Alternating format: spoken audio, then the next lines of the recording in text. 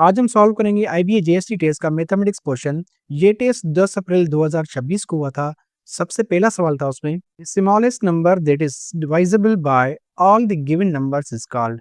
अब ये देखें, इसमें जो सबसे छोटा नंबर जो सभी गिवन नंबर से डिवाइड होता है वो एलसीएम होता है। जो एलसीएम सॉल्व करते हैं वो सारे नंबर से डिवाइड होती है, तो इसका जवाब होगा एलसीएम। क्वेश्चन नंबर 78 था, if a pizza is divided into 10 equal slices and you eat 4 slices, the percentage of pizza you did not eat is। अब देखें, टोटल 10 स्लाइसेस है, उसमें हमने अगर 4 खा ली तो रिमेनिंग जो होगी वो 6 होंगी। तो 6 10 की कितनी परसेंटेज है? सिंपल सवाल ये है कि 6 is what percentage of 10। Basically ये सवाल है, जो 6 रिमेनिंग थे वो 10 की कितनी परसेंटेज, जो 6 जो है 10 की वो बेसिकली 60% होगी। तो ये जवाब उसका 60% जवाब होगा, जो कि यहाँ पे डी है। क्वेश्चन नंबर 79 था, 20% of price of a book is 120, the total price is. अब देखें, टोटल प्राइस हमारे पास गिवन नहीं है,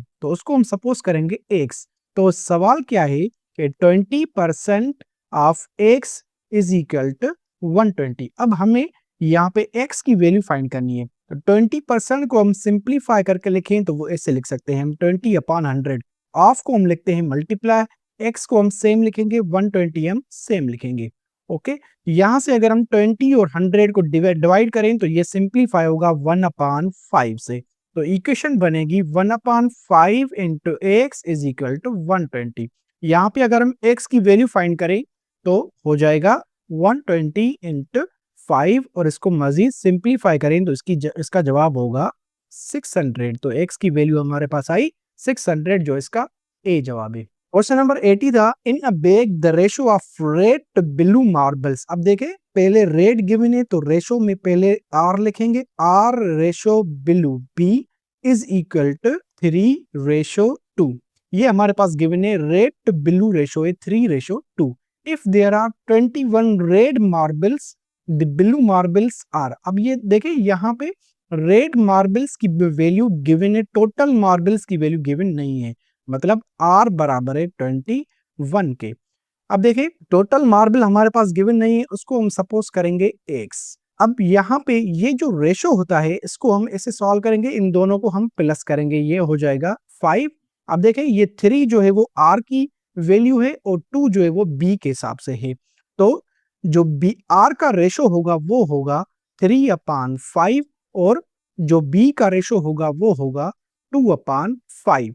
अब देखें, टोटल हमारे पास गिवन नहीं है, आर की वैल्यू हमारे पास गिवन है, और आर का जो रेशो हमारे पास बना है, आर का जो फ्रैक्शन हमारे पास बना है वो है 3/5 into X is equal to 21। मतलब एक्स मार्बल में से 3/5 आर की वैल्यू है, मतलब वो 21 है। अब यहां से अगर हम x की वैल्यू निकाले तो ये होगा x is equal to 21 into 5/3, और 3 को सिंप्लीफाई करें तो ये 7 टाइम्स होगा, और x की वैल्यू आएगी 35। अब देखें, ये हमारे पास x की वैल्यू आ गई, मतलब x क्या था, हमने टोटल मार्बल्स कंसीडर किए थे। टोटल मार्बल्स 35 है, रेड मार्बल्स 21 है, तो बाकी जो ब्लू मार्बल्स होंगे वो 14 होंगे, तो यहाँ पे आ गए 14। क्वेश्चन नंबर 81 गिवन है, the price of sugar is 100% more than price of wheat, the ratio of their prices। अब देखें, यहाँ पे शुगर पहले गिवन है, व्हीट बाद में गिवन है, तो रेशो में हम शुगर पहले लिखेंगे, व्हीट बाद में लिखेंगे। अब 100% मोर का मतलब होता है ट्वाइस द वैल्यू। अगर हम सपोज करें व्हीट की वैल्यू 5 है तो शुगर की वैल्यू 10 होगी, व्हीट की वैल्यू 10 है तो शुगर की वैल्यू 20 होगी, व्हीट की वैल्यू 20 है तो शुगर की वैल्यू 40 होगी। मतलब 100% मोर का मतलब होता है डबल प्राइसेस। अगर दोनों हमारे पास गिवन नहीं है, ना शुगर की एक्चुअल प्राइस गिवन है ना व्हीट की एक्चुअल प्राइस गिवन है, तो सपोज करेंगे हम व्हीट की जो प्राइस है वो x है, तो 100% मोर के हिसाब से ट्वाइस होना चाहिए, मतलब ये होगा 2x। तो रेशो बनेगा 2x रेशो x, यहां से x x कैंसिल हो गया, बाकी बचेगा हमारे पास 2:1। तो ये इसका फाइनल आंसर होगा 2:1, जो बी है। क्वेश्चन नंबर 82 देखें, the sum of ages of Saeed and son is 60। If Saeed's age is double his son's age then Saeed's age is. अब देखें यहाँ पे सईद जो है वो फादर है, तो इसको हम सपोज करेंगे एफ, और सन को सपोज करेंगे हम एस। अब देखें हमारे पास इक्वेशन गिवन है F plus S is equal to 60, ये इक्वेशन नंबर 1 गिवन है। अब दोबारा दूसरी इक्वेशन गिवन है if Saeed's age is double his son's age, मतलब सईद जो फादर है उसकी जो एज है वो सन के ट्वाइस है, 2s होगा। ये बन रही है हमारे पास इक्वेशन नंबर 2। देखें एफ की वैल्यू सन के हिसाब से 2s है, तो ये यहां से इक्वेशन नंबर 2 से एफ की वैल्यू लेके हम इक्वेशन नंबर 1 में रिप्लेस कर देंगे। एफ की वैल्यू है 2s, तो ये हो जाएगा 2s plus s is equal to 60। 2s plus s होगा 60। यहां से अगर हम s को अलग करें तो ये हो जाएगा 60/3। इसको मजीद सिंप्लीफाई करें तो ये हो जाएगा 20। अब देखें 20 वैल्यू मिली हमारे पास s की, मतलब सन की। जो सही दे उसकी एज डबल होगी, तो 20 के हिसाब से डबल होगा 40, तो इसका जवाब आएगा 40। क्वेश्चन नंबर 83 है the end points of the diameter of a circle are a -5, 6, b 3, -4। The centre of the circle is located at. अब ये देखिए ये दो पॉइंट्स हमारे पास गिवन है, एक a पॉइंट है और ये b पॉइंट है। अब देखें सबसे पहले ये समझ लें, ये जो ऑर्डर्ड पेयर्स में हमारे पास वैल्यू गिवन होती है, जो पहली वैल्यू होती है वो x की होती है, जो दूसरी वैल्यू होती है वो y की होती है। अब देखें ये जो पहली वैल्यू हमारे पास गिवन है उसको हम सपोज करेंगे x1, और दूसरी जो वैल्यू है हमारे पास y की उसको सपोज करेंगे y1। जो दूसरे ऑर्डर्ड पेयर्स में वैल्यूज गिवन है उसको हम सपोज करेंगे x2 और y2। अब देखें x1 y1 x2 y2, ये चार वैल्यूज हमारे पास आ गई। अब जब भी हमने सेंटर ऑफ सर्किल लोकेट करना होता है वहां पे हम मिड पॉइंट फार्मूला यूज करते हैं। ये फार्मूला आप नोट कर लें, मिड पॉइंट फार्मूला। ये फार्मूला होता है x1 प्लस x2 अपान 2 कामा y1 प्लस y2 अपान 2। ये formula mid point formula use करके हम सेंटर ऑफ सर्किल फाइंड करेंगे। अब x1 x2 y1 y2 हम ऊपर सपोज करके आएंगे, ये चार वैल्यू हमारे पास गिवन है। अब यहाँ पे हम सिर्फ वैल्यूज रिप्लेस करेंगे। x1 है -5 प्लस x2 है 3 अपान 2 कामा y1 है हमारे पास 6 प्लस प्लस और माइनस गिवन है, तो ये माइनस हो जाएगा, प्लस माइनस -4 होगा अपान 2। ओके, यहाँ पे हम इसको यहीं पे सिंप्लीफाई कर देते हैं। -5 प्लस 3 होगा -2 अपान 2, और 6 -4 होगा 2 अपान 2।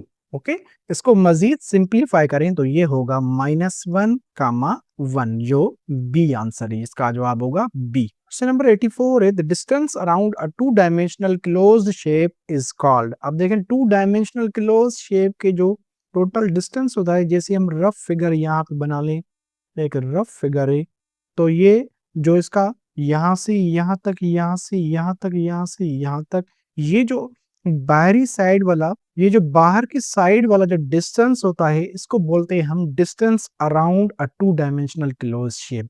इस डिस्टेंस को हम बोलते हैं बाउंड्री लाइन, और टेक्निकल टर्म्स में बोलते हैं इसको पेरीमीटर। तो ये इसका जवाब होगा बी पेरीमीटर। जो क्लोज शेप के अराउंड जो डिस्टेंस होता है वो पेरीमीटर होता है। क्वेश्चन नंबर 85 है the interest is equal to the product of principal rate and time is called. अब ये जो इंटरेस्ट का टाइप है वो सिंपल इंटरेस्ट का टाइप है, इसका जवाब होगा सिंपल इंटरेस्ट। क्वेश्चन नंबर 86 है अ सेंटेंस हैविंग वन और मोर अननोन वेरिएबल्स इज कॉल्ड। देखें इसमें ट्रू और फॉल्स, तो ये दो ऑप्शंस तो नहीं होंगे।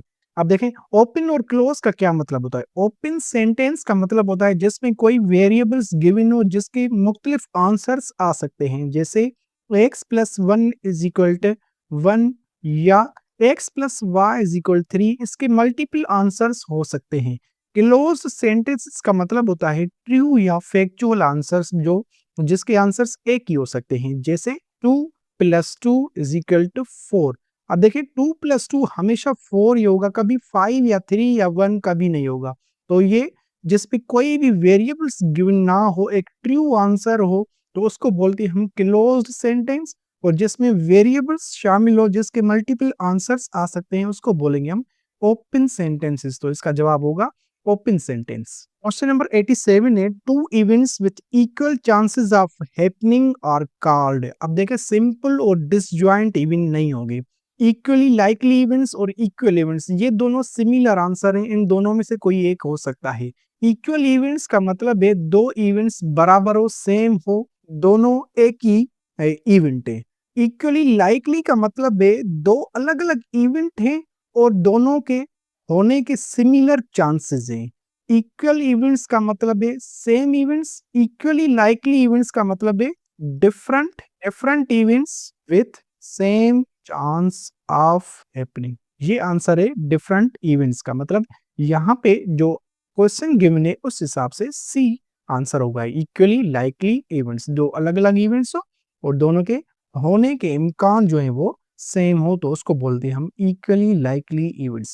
क्वेश्चन नंबर 88 है, the average income of one group of 6 persons is 50,000 and average of another group of 4 persons is rupees 75,000। The total income, अब देखें टोटल इनकम जो फाइंड होगी वो नंबर ऑफ पर्सन्स को एवरेज से मल्टीप्लाई करेंगे तो टोटल इनकम मिलेगी। मतलब ग्रुप 1 की जो टोटल इनकम होगी वो होगी 6 इंटू 50,000, ये होगी 3 लाख। और ग्रुप 2 की जो टोटल इनकम होगी वो होगी 4 इंटू 75,000 और ये भी होगी 3 लैक्स। तो दोनों की जो टोटल इनकम है वो बराबर होगी, तो सी आंसर होगा इसका, first and second groups are same. ये था आईबीए जेएसटी का मैथमेटिक्स पोर्शन। अगर आपको लेक्चर हमारा पसंद आया तो अभी सब्सक्राइब करें और हमें सपोर्ट करें। Thank you.